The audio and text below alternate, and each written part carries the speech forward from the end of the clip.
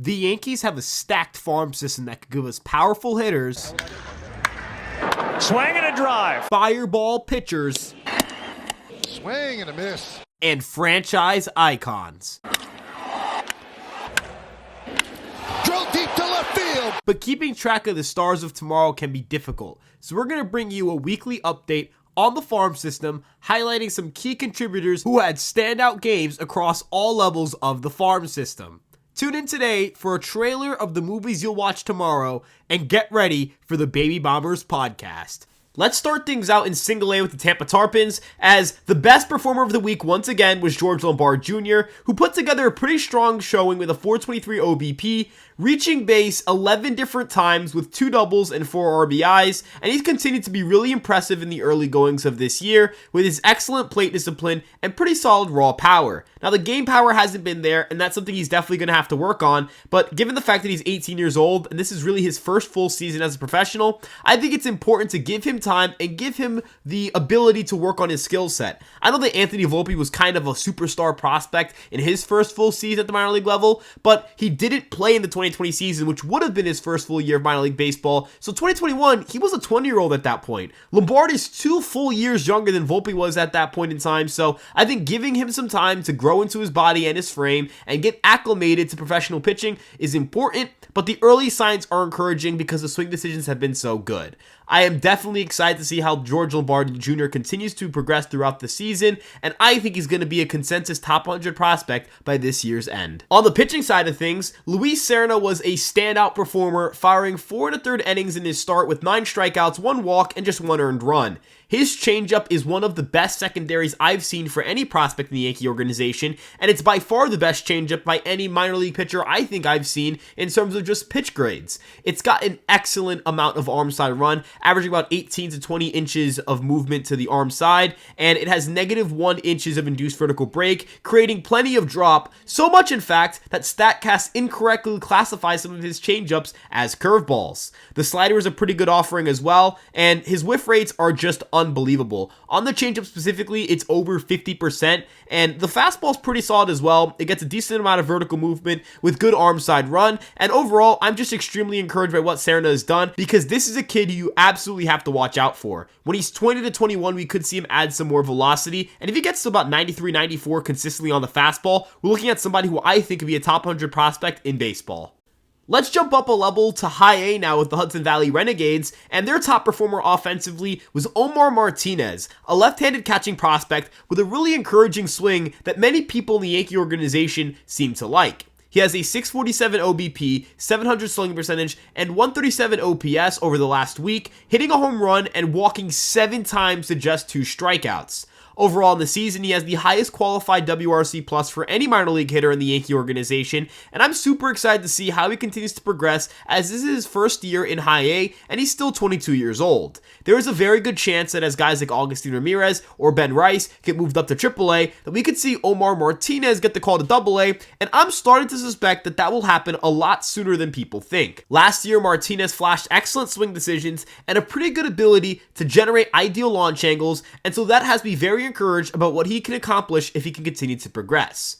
Josh Moylan, an undrafted free agent, had a pretty strong week as well, hitting his first home run at high A with 6 walks to 5 strikeouts and a 471 OBP over the past week. He picked up just 1 hit, that being the home run, but the great eye at the plate and the ability to recognize pitches in the zone and out of it certainly makes him an exciting player to look at because of his powerful left-handed swing and giant frame. Another name to watch out for is Jay Savina, who the Yankees acquired in return for Jake Bauers in a trade made earlier with the Brewers this offseason.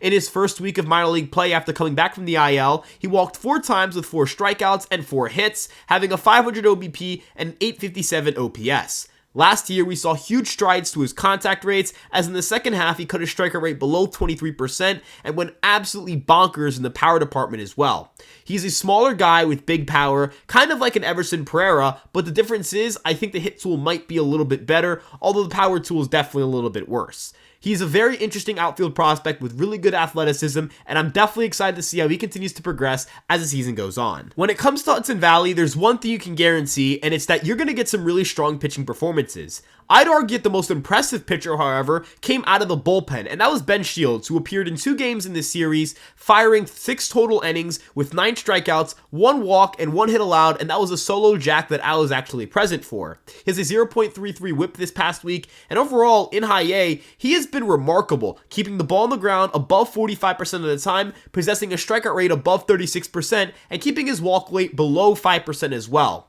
This left-handed arm sits about 93 to 94 miles per hour on his fastball with some pretty strong secondaries, and given what seems to be an unfortunate injury for Kyle Carr, who was pulled in the middle of the start last week, we could see Shields potentially slot into the rotation.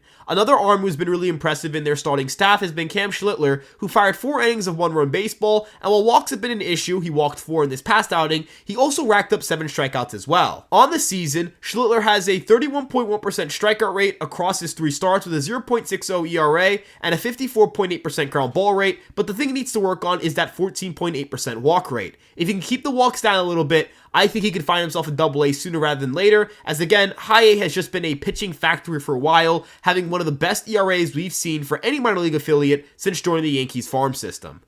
Going up to Double-A, the Somerset Patriots had a really strong week from first base / catching prospect Ben Rice, who had 4 straight games with a home run, driving in 7 RBIs with 9 total hits, hitting .375 with a .917 slugging percentage this past week. He has a 144 WRC plus on the season, and this is coming after a year where he hit 16 home runs in 48 games. He's one of the most powerful left-handed hitters in all of minor league baseball, and I truly believe the Yankees should give him a very careful consideration when it comes to potentially bringing him up at some point during the year. The Yankees are not getting a lot out of first base right now, to say the very least, and Rice certainly has the offensive skill set to do damage in the right field porch. He has a heavy pull swing with a good fly ball rate, and the contact rates aren't that bad. Now, he has struck out a little bit more this year than he did last year, but I do sense it's a little bit of rust because he got off to a slow start. I think the numbers will even themselves out a little bit in terms of the strikeout rates, and that we're going to start seeing Ben Rice really open some eyes and push for Major League playing time. We also had Spencer Jones finally play a full week, and he hit .333 with a 400 OBP and a .500 slugging percentage, launching his first home run of the season, stealing 3 bases, and showing a newfound ability to balance that contact-first approach while also generating batted balls in the air. Something I was a little bit concerned about in spring training was that he was sacrificing so much game power for contact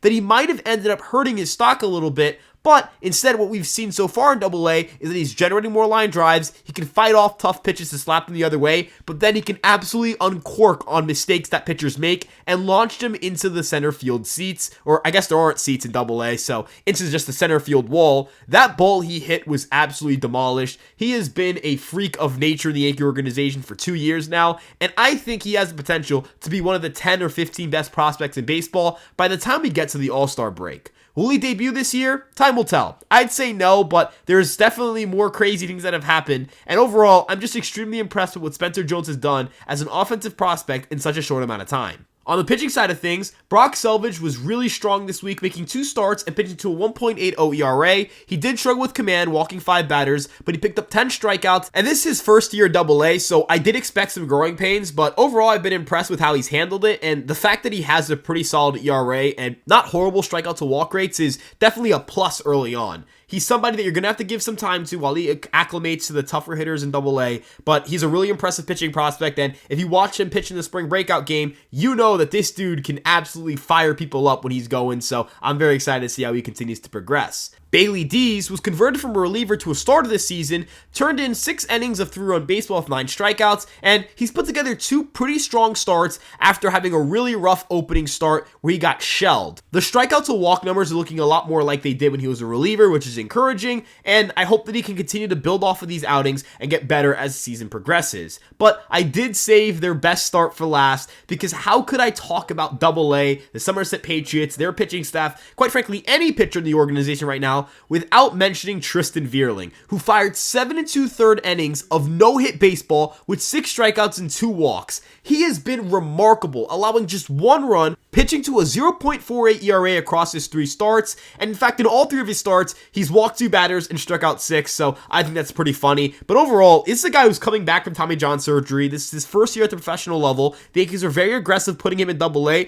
and he has rewarded the Yankees tenfold. He looks like somebody who could find himself in AAA by the summertime. And think of it like this. Could you imagine if the Yankees can convert a guy who's 23 years old, who's in his first year with an organization in terms of actually being on a mound and pitching, and he ends up in AAA just one step away from the major leagues? Given the injury to Chase Hampton, given the pitching depth they traded away this offseason, this could be a huge development for the Yankees. And there are 2 outcomes that are becoming more realistic and are equally exciting. Number 1, he's a part of a big trade for an impact player for the major league club. Or 2, at the end of the year, we're talking about him as somebody who's part of that upper echelon group of pitching prospects in the organization, with guys like Will Warren, Brock Selvage, Chase Hampton, and Henry Lane. This is about as good of a start as it gets, and he's really shot up his stock in the recent weeks. Now, let's move up to AAA with the Scranton RailRiders, as their best performer of the week by far was Everson Pereira, who put up a 1.412 OPS, hitting 2 home runs, driving in 5 runners, and he's fixed a lot of his ground ball issues,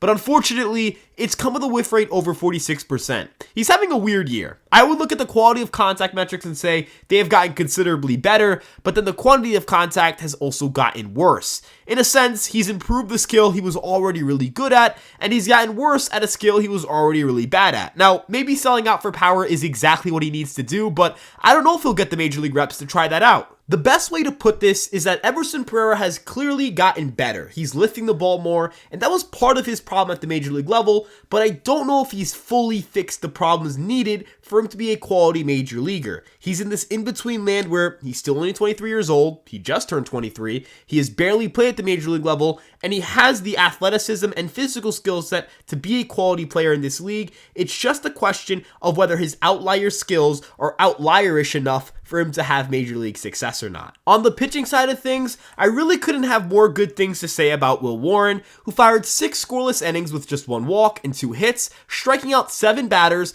and flashing an excellent 4-seam fastball that has really developed into its own in recent weeks. He has become a really quality pitching prospect, as dating back to last September, he's holding batters to an average below 200, a home run per 9 below 1, a strikeout percentage over 30%, and a strikeout to walk rate over 20%. I am super encouraged by the changes he's made to improve his repertoire and become a more polished pitcher, and I think it's a matter of when, not if, he'll make it to the major leagues. And I'll go as far as to say this: I think there's a very good chance he is a mainstay in a rotation. Maybe it's the Yankees, maybe it's another organizations if he's traded, for a pretty long time, because the repertoire and the pitchability is beyond most prospects his age, while also having above average stuff. I am very excited to see what he does throughout the season, and I hope that he gets a chance with the Yankees at some point. Which prospect has you the most excited? Let us know in the comment section below, and make sure you guys check out our other social media platforms for the rest of our content. We have a Twitter, Instagram, TikTok, and Facebook page. You guys can also check out my personal social media page on Twitter at Ryan Garcia ESM. Links are all in the description, and if you guys want written coverage of this report and all of your favorite New York sports teams, you can check out EmpireSportsMedia.com. For those who are into betting and gambling, of course doing so responsibly, make sure to check out Fireside Bets. We're on all of your favorite social media platforms like TikTok, Instagram, Facebook, YouTube, and Twitter. And if you have not done so already, make sure you guys like, comment, subscribe, and turn on the notification bell. It helps us greatly. And we've got you guys with daily Yankee content. We've got you guys with morning podcast, these weekly reports on their farm system, and so much more. Thank you guys so much for tuning in, and we'll see you guys in the next one. Peace out.